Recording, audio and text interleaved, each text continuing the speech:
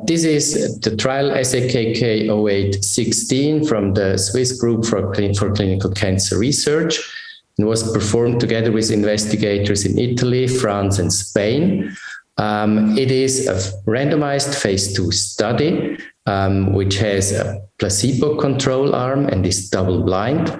As you already mentioned, patients had metastatic castration-resistant prostate cancer. They were pre-treated with a novel hormonal agent such as Abiraterone or Enzalutamide or both.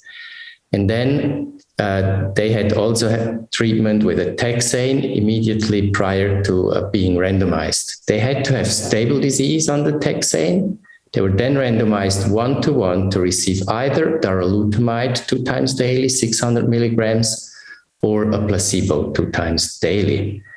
In total, we included 90 patients with fairly balanced baseline characteristics, I would say. The median age was around 72 years, and the majority had Abiraterone as a prior novel hormonal agent, and the vast majority had docetaxel as a prior chemotherapy. Maybe I will finish off with the results of the SAKK 0816 study.